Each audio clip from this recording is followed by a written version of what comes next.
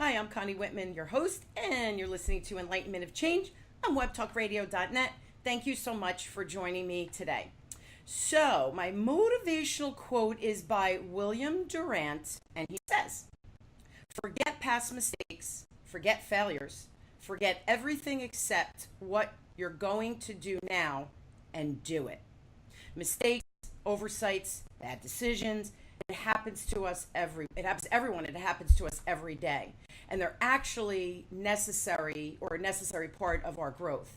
Rather than wallowing in regret, and we need to make an action plan for success and be able to do forward thinking planning. Sounds good, right? In theory. But what are the tools that we actually need to incorporate to help protect us from future mistakes? Well, today you're in luck for a great treat. We're going to speak with Ty Crandall, and Ty is an internationally known speaker, author, pod show host, and business credit expert. He has over 16 years of financial experience, and Ty is recognized as an authority in business credit building, business credit scoring, and business credit repair. Now, Ty is also the author of two popular books on credit named Perfect Credit and Business Credit Decoded. He is often interviewed on radio and news shows like this one, TV programs and magazines, including Entrepreneur, Inc., and Forbes, as well as the host of the popular podcast, the Business Credit and Finance Show. Ty currently serves as the CEO of Credit Suite, where he has helped create and grow the biggest and most credible business coaching operations in the United States. So please help me welcome Ty. And I think, Ty, this is your second time on the show, right? I am. I'm a repeat offender. Woohoo! We love repeat offenders. It's the way it works, right? Connie, I'm concerned that bowl up there is going to fall on your head. It's like hanging off the edge up there, top left. The bowl? The behind you. Look up behind you, top left. Look at that. See, it's hanging off the edge. That thing could fall at any time. You have an earthquake, it's over. New Jersey. We don't have earthquakes, dude. Where are you located? I'm in Tampa, but it worries me, so. Well, Tampa, the storm that's coming, right? Is it bypassing you guys? Yeah, it's now. I texted my buddy because he always texts me, and I just said, "Hey, I hope you don't die in the hurricane." That's what I said to him. He said I was insensitive. I didn't think it was insensitive. So bad, our friends, right? You're a riot. But he laughed about it. He said the same thing. He goes, "I've heard from friends I haven't heard from for years." I go, "I live in Florida. I know how that is. Every storm, like thousands of people start giving you well wishes." Hey, you're a loved man. That's not a bad thing, right? I'm not complaining. Not complaining, totally. Why don't we jump in first, Ty? First of all, I do think people should go back and listen to our other show because we really deep dived about credit and all that kind of stuff and the differences between personal and business. But just a little refresher, can you tell everybody what exactly is business credit? Sure. Yeah. Well, when we talk about business credit, we're talking about fundamentally credit for a business's EIN number that is based on the business's ability to pay, and it's not linked to the business owner. So the business owner has has his or her credit profile linked to their social security number. They use it. They build the credit. They use it to get credit cards and loans, and mortgages, and auto financing. A business can do exactly the same thing. A business builds its own credit profile and score that's under its EIN, separate from the business owner's credit that's linked to their social, and they use that credit to get credit cards and auto financing and loans and mortgages and the same type of things that consumers use their consumer credit for, just doing it for the business. And why does it seem that only big companies are the ones who get, a suite of business credit cards for their sales teams and things like that? Well, I think you brought up a brilliant point, and that's that what most people have this idea or this myth that bigger companies are the ones that get the credit. Mm-hmm. And it's true. And the reason is because the bigger companies get CFOs. They get bookkeepers, they get accountants, they get financial controllers. So what happens is as businesses naturally grow, they get financial savvy people that they have to bring into the organization at some point. Those people know what I'm talking to you about. So it's not that it's not available for small businesses. It's just there's this knowledge that is only tapped into by bigger businesses because the financial people that possess the knowledge aren't brought into those organizations at a small scale. They only come in when you're doing 10 million or plus. So business credit's available for anybody, but you're right. The bigger companies get it because these financial people come in and go, oh no, you need business credit. The owner says, what's that? And the CFO goes, I got this, don't worry about it. And then they run with it and they build it. So it's really important that the smaller businesses, maybe having 20 people or under the 10 million in sales, this is really important information because we do need to be able to leverage to be able to scale and grow our business. So sure. Now are credit bureaus in the consumer world the same as the business world? Are they the same thing? They're similar. First of all, people I think are familiar with TransUnion, Equifax, Experian, but you have to keep in mind there are thousands of credit bureaus that are out there. As a matter of fact, when one becomes big enough, the big three buy them up. So in the business world, there's a bunch, but the main ones in the United States are Equifax, Experian, and Dun & Bradstreet. And depending on the country you're in, Canada, Australia, some of them are bigger than others. But those are the three big reporting agencies in the United States. Equifax, Experian, we're used to on the consumer side. Right. Dun & Bradstreet, we're not used to, but they're the biggest reporting agency in the world, consumer or business. They are the biggest, and they've been around longer than any reporting agency as well. So everybody should be familiar with their own personal credit report. So it is a little bit similar. So that's a good thing. Now, does it matter what type of entity or structure that I've built my business on? You know what I mean? Sure. Well, a business could be a corporation, a partnership, an LLC. They could be any entity they want, even LLC, which isn't truly considered an entity. But the problem is that when you're a partnership or a sole proprietor, you are the business. You're one and the same. And I'm not giving legal advice. I'm not an attorney. Somebody should seek an attorney on this. But what it comes down to is that if you get sued, if the business gets sued, you get sued because you are the business. So at some point, you have to think about that. And you have to want to separate the two. So, for example, as a sole proprietor, your business name isn't your name. Maybe you do a DBA to fix that. But the problem is when you're the business, you're the one that takes the hits. If the business ever gets sued, you get sued. So if you default on a credit card, even if you didn't personally guarantee it, if you are the business, well, then they can come after you and your assets the same as your business assets. If you want to create the separation of liability like Inc. and SBA and all these organizations say to do, that's when you have to get a corporation or even choose an LLC to limit your liability and separate you from the business. Yeah, well, that just sounds smart, right? So they should go to their legal counsel and make sure before you start seeking credit or whatever that you're positioned properly so that you're not liable on the back end. Sure. That's real important. Now, and it changes over time too. I mean, some people as sole proprietor makes sense when they get started. Some place like California, it's $600,000-$700,000 to set up a corporation. It's $70 in Florida. So it's easy for me to say, like, why doesn't everybody do this? But everybody doesn't have $1,000 to get it started out there. But, sometimes you should revisit this because as your business grows, the entity you've chosen might not be a fit. You might outgrow that entity. Yeah, that makes sense. That's really good advice, actually. Now, with business credit cards, are the credit issuers and credit limits similar to what we might see on the consumer world, or is it like a whole nother ballgame? Well, rates are fairly similar, and I've seen some studies in the past that rates are higher on business cards, and the studies now show rates lower on business cards, but limits are substantially higher in the business world. It's estimated per SBA that they're at least 10 to 100 times higher than what we're used to on the consumer side. So, that means if you're used to a $1,000 limit, in our world, 10,000 plus is what the norm is.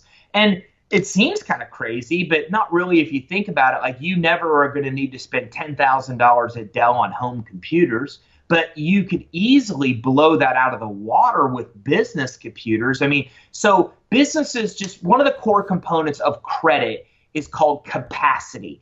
And businesses have a much greater need for capacity than consumers do because businesses spend so much more money than consumers do. So that's part of the problem on why people are having such issues using their consumer credit to try to fund their business. And Connie, that's one of the biggest mistakes I see business owners make, right? They try to start a business. They think it's going to cost them $5,000. then they're like, I got credit cards. I'll just put it on my credit card. Then all of a sudden they're at 15 grand spent. It's way more than they thought it was. They've maxed out their credit cards. 30% of their consumer credit scores, what utilization they have. So what percentage of those credit cards they're using, they're maxed out. Their consumer credit scores tank. And then they try to go to get money and nobody will give them money because they're maxed out. They can't get more consumer credit cards. They can't get business credit cards. So we see so many people follow this exact same failure cycle when business credit could have helped them right from the beginning. If they would stop using consumer credit for what it's not meant to do, which is fund a business, then they could keep it pristine or keep improving it to make it pristine, use business credit for what they need, save their consumer credit for loans and credit lines and higher end kind of financing. That's the smart move. Yeah, and I think when someone starts a business, we start small and obviously try to scale it over time. And I think what people think is, let me pay cash. Let me not leverage anything because I wanna be lean. And so we take this, I'll use my money, right, to fund it. And I know some people who have taken like home equity loans because they couldn't get a business loan to fund it, where business credit cards might have been enough for them to buy the equipment they need and what have you, and then make the payments on that. I guess I would think, and tell me if I'm wrong on this, but I would think I would choose to use a home equity because the rates are so much lower than that of a business or even my regular credit card, especially if I know I have to carry that balance for a while, right?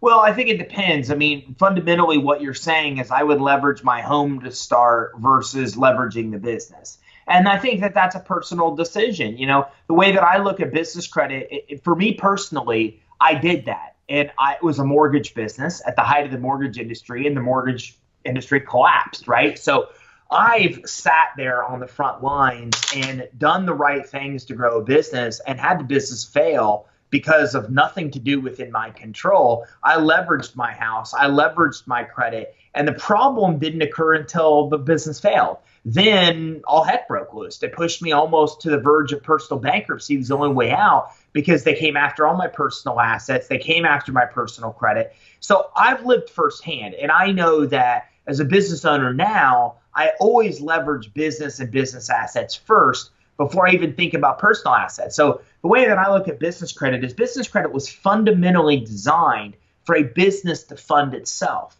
And that's a question I ask myself is, would I want to fund a business that I could use the business to fund itself? If I can use the business to fund itself, why not? Why tap into where 75% of business owners are getting money from family and friends? Why tap into your personal bank account, your personal credit? Why tap into all the stuff if you don't have to? You may need that stuff, but reserve that stuff when you need it and use the stuff that's available, including business credit that's readily available to get most of the money you need. So, Connie, what I tell clients is, look, make a list of all the things you're going to need money for. First, develop a business plan. I know it's boring. Nobody wants to. But if you don't know your demographic, if you don't know how you're going to sell, if you don't know how much it's going to cost you to acquire a customer, if you haven't thought through these basics, it's going to be substantially more than you're estimating. Figure out what your plan is. Then figure out all you need to get that business off the ground. Start mapping out like a grocery list, and then come up with what you really need. Because if you come up and say, look, I need 10 grand in office furniture and 10 grand in office computers and 10 grand in office supplies, well, you don't need $30,000 there. What you need is a $10,000 Staples credit card, a $10,000 IKEA credit card, and then you need a $10,000 Dell credit card. You can get all three of those within 60 days, 90 days. So you start the business concept, you're at 60, 90 days getting $10,000, $20,000 limit credit cards that you're using to buy what you need. Then if you've done this, only 5% or 10% of what you think you need money for, you really need physical cash. You might need it for payroll or for an advertising campaign. Well, then you only need 5 grand from other people or 10 grand. And you have a much smaller amount you need to tap into your own assets, your own revolving credit, that of people around you, and you've still used the business to fund the majority of your expenses. That's still a smarter way to go. Yeah, absolutely. And it's funny because people who start a business, they know how to make a pizza, right? So they're going to open a pizzeria. Or, as a consultant, I know what I know when I get in front of my client. people don't think about the credit end of things out of the gate because they think I've been nest egging, I have enough money. So I just think it's counterintuitive to say leverage the business right out of the gate, and then we say, people don't fail to plan. People don't plan to fail; they fail to plan, right? So this is exactly what you're saying. Get your business plan in place. Start to get those numbers together. Do your laundry list, right? Your food shopping list, and then have your own assets just kind of on the side. And I don't think business owners think of that, Ty, because I think they're thinking about what do I need to do my business to make money, I agree. I completely agree. I think that that's exactly it. As entrepreneurs, we're extremely scrappy. And what we're really good at is looking and finding any resource that we have available, right? And then using those resources to build a business. Like we would, if you put entrepreneurs on Survivor, we would crush it every single time, right? Because it's like how our minds think. We're like, okay, we're in a really hairy situation. And then all of a sudden, we build we would build 3-story fortress hut out of trees. And people be like, how did you do that? And be like, we're entrepreneurs. It's what we do. So that's what happens. We're scrappy. We're like, I want to start a business. I have an idea.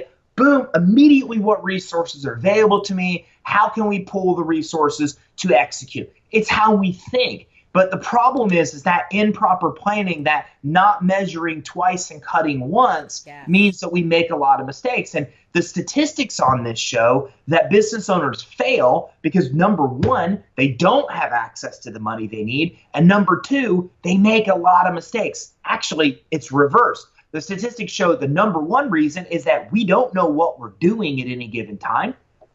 That's why we like being entrepreneurs. We like the challenge of being in new environments that we don't know what's going on and trying to make things work and learning our way out of situations.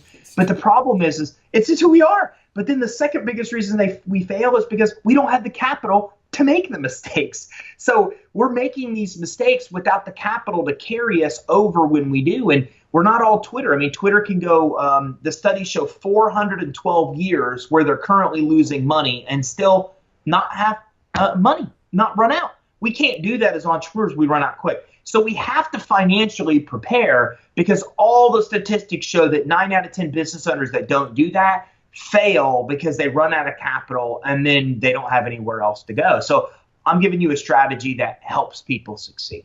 Yeah, and again, I don't think we think of it. So it's the old saying of I don't know what I don't know. It's a blind spot.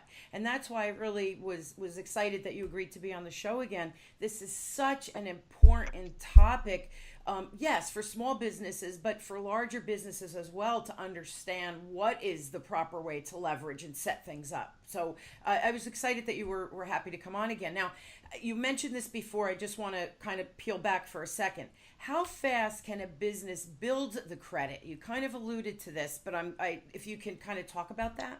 Well, it's very quick. With consumer credit, you have to have credit reporting to the consumer reporting agencies for 6 months before FICO will even give you a consumer credit score. So you're 6 months to start a credit profile in the consumer world. In the business world, when you get accounts like Uline and Quill, these type of vendors that report to the business reporting agencies, they report in 30 to 90 days. Some report quarterly, some report monthly.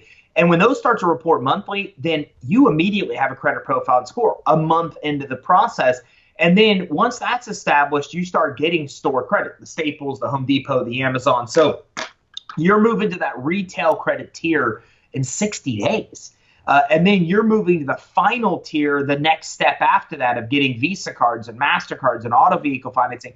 And that takes about 4 to 6 months to get to the top tier that you can get to in business credit. Now, from that point, just like normal credit, you just continue to use it. You pay the bill, you apply for more, and the limits get higher. And the more you use it, the more you get. It's never ending. But you can start to get even to the auto vehicle financing, Visa card, MasterCard in 4 to 6 months in the business world. So it's very fast to do. And it's fast because the scores are based on how you pay. So once we get accounts that report, you pay them as agreed, that gives you the good score. With the good score, you use that as a springboard to bounce off of and start getting all the other credit. Which is similar to how the consumer credit works. So they're definitely, we should all understand, everybody should understand their own credit report to begin with. Yeah. So that's kind of an important The problem with consumer credit is that FICO has decided that things like the mix of credit you have matters. Well, that's a problem because if you don't have a mortgage, if you don't have a car loan, your mix aspect of your score isn't good. Well, it takes you years to ever be able to have the credit to be able to get a mortgage or a car loan. Your credit's based on how long you've had credit for. You can't control that, right? I mean, as old as you are is as long as you've had credit for. So the older you get, it's the system's designed for the credit to get better, but it takes you longer to get it.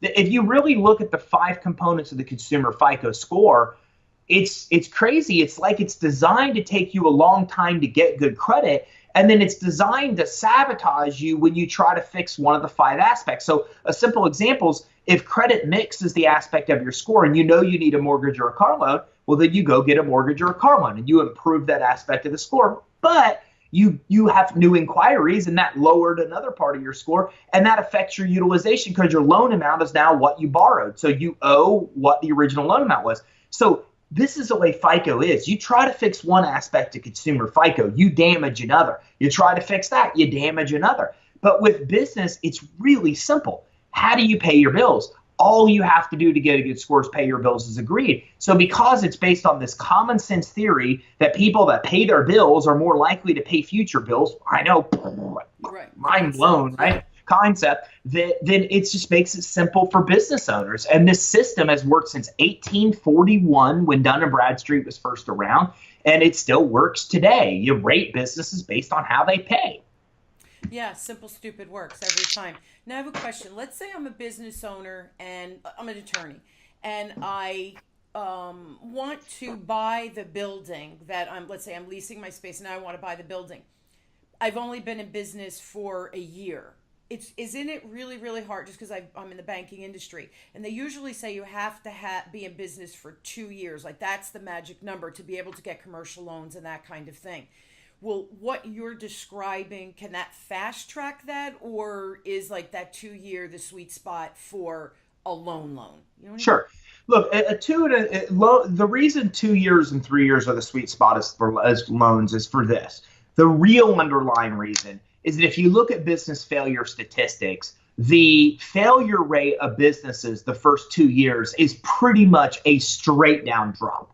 And then at 3 years, you start to taper off. And at 5 years, you really start to taper off for survival. I mean, if you make it past 5 years, like your chances of survival are like hundreds of percentages higher than if you like did it in the very beginning.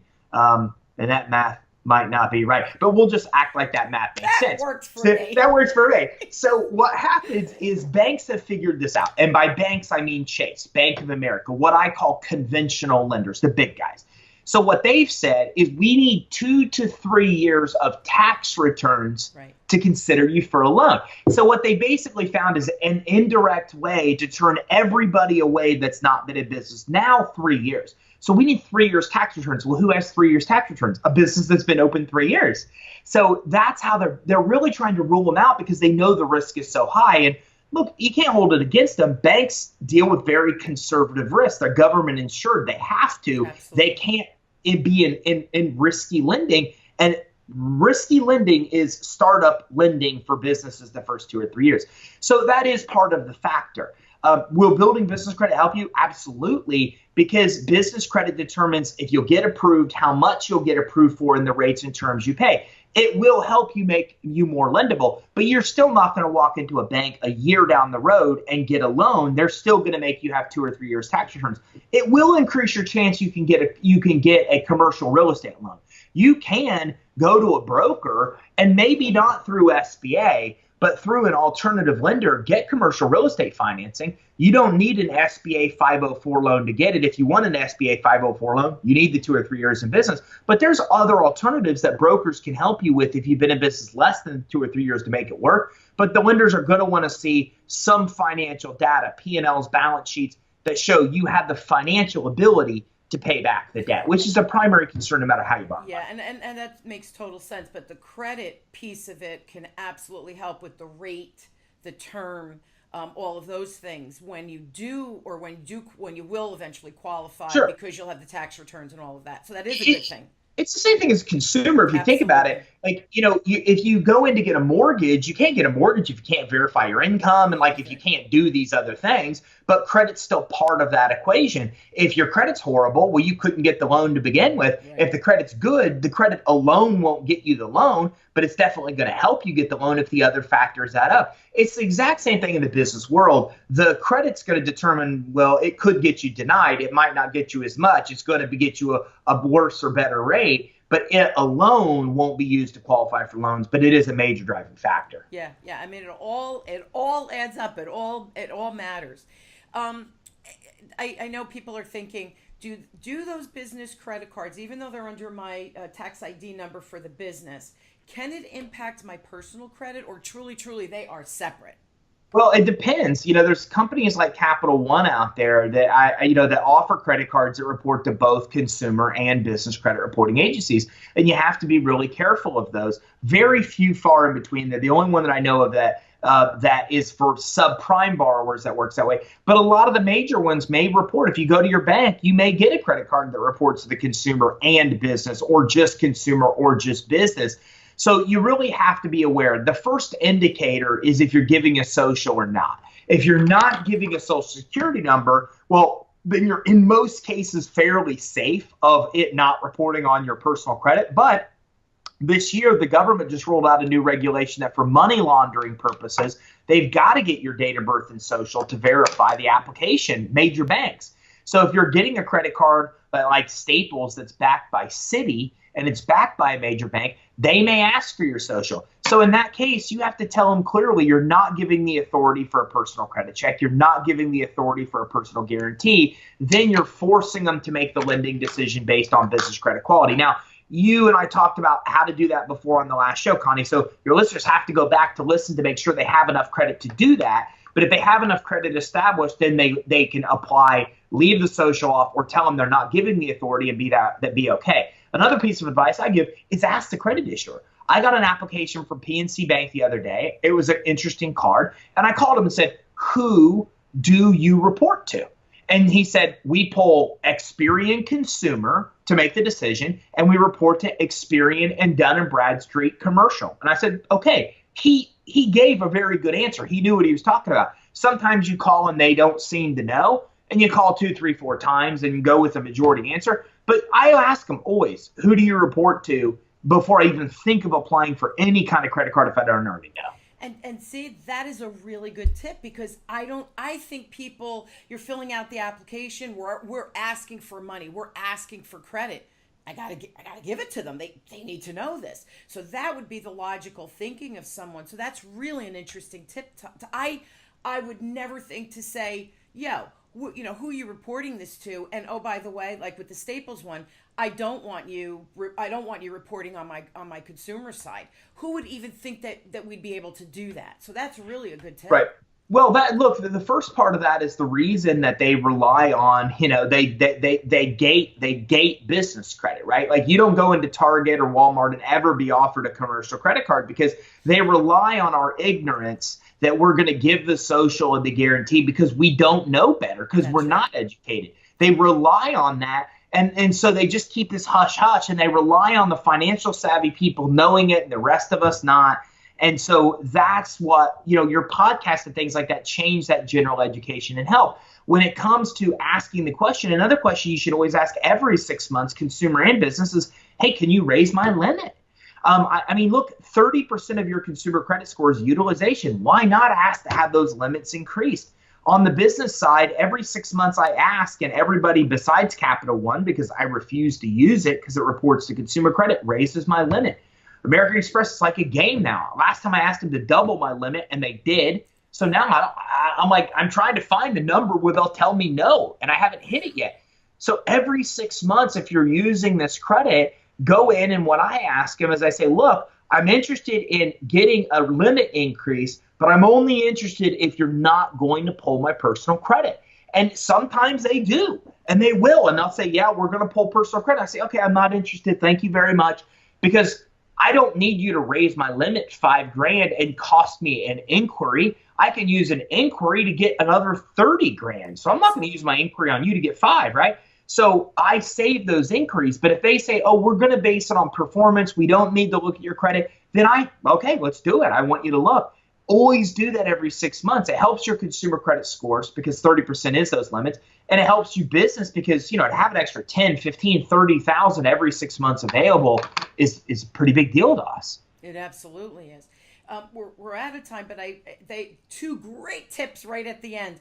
Do you have any last minute things that you would like to say to just, again, I like how you said that the podcast, that people don't know what they don't know, and we're really here, and I really do take the show seriously from the perspective of how can we educate people so that we remove blind spots. That's what I really hope I always do. Is there anything else that you would like to share that maybe would help some business owners? Something I just came up with. There's two things in life that they say are guaranteed, which is death and taxes. In business, there are two things that are guaranteed. It will always cost you more money to do what you think you're trying to do, and it will always take you substantially longer to do whatever you think it is you're trying to do. So you need to face those two realities, and anybody that sees it in business goes, oh, their head like is about to come off because they're nodding. Like, oh yeah, it costs more, it takes longer. But when you're in a startup phase, you're in serious jeopardy if you don't have access to capital, and you learn that lesson the hard way. So don't learn the lesson the hard way. Rule number one, get access to money before you need it. You're going to need it. It's a guarantee. So if you wait till you need it, here's when this whole adage that lenders don't want to lend to you when you need money. No, they don't want to lend to you when you're desperate. That's right. And so that's what it comes down to. When your credit cards are maxed out and you have no money, you're desperate. They see that. They don't want to touch you. But when you're coming and applying and you got plenty of available credit and everything's good, then they know you're being proactive and they want to lend to those people. So get revolving credit before you need it. It will save you when the unexpected happens, which it will inevitably happen. Yeah, Murphy's Law is alive, right? Isn't that the Very truth? true. Very true. You're right. So, guys, if you want more information, I really think you have to go to Ty's website. So it's www, and then it's creditsuite.com. So it's creditsuite.com. You have a ton of information on your website, and when I went on your website, why do I think I signed up for something? Because I get like emails from you with just informational kind of stuff. Yep. Right? If they go to creditsuite.com/EIN, there's a great guide that maps out the exact steps to build business credit. That's at creditsuite.com/EIN. We'll send you some emails with information on business credit financing. You don't want them, unsubscribe, don't want them. But all our education is about, here's how your credit score works. Here's how to control the credit score to get the best rate. Here's 20 kinds of loans that you probably don't know exist, and here's exactly how to get them. So it's just all actionable information about getting credit financing. And the top right of our page, creditsuite.com, we have hundreds of videos on YouTube. We go live on YouTube and Facebook every week. We have a podcast. And so there's all kinds of ways that you can get real actionable information to help you with both getting business credit and getting financing, including loans and credit lines. Yeah, I really did like your website because I didn't know where to look the first time I went on because I'm like, oh, that's good information. Oh my God, that's good information. So really, really, your website is extremely user-friendly, but extremely information-based, which I think anybody who owns a business, whether you're a newbie or a seasoned business owner, you need to check out creditsuite.com. It's definitely worth the visit and definitely worth subscribing. Ty, I read your emails and your little tips that you send after you subscribe, so I do highly recommend it. Thank you so much again for being an amazing guest, filled with information and education.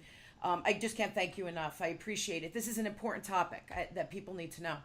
Oh, thanks, Connie. It's been an honor. You honestly are one of the best guests, or one of the best hosts I've ever worked with. So I really appreciate it. And I think we've got a lot of actionable info for your listeners. So it's been an honor. Thank you. Back at you. I do appreciate it. Always a pleasure. I love your energy. I love your sense of humor. We have to have fun while we're doing all of this, right?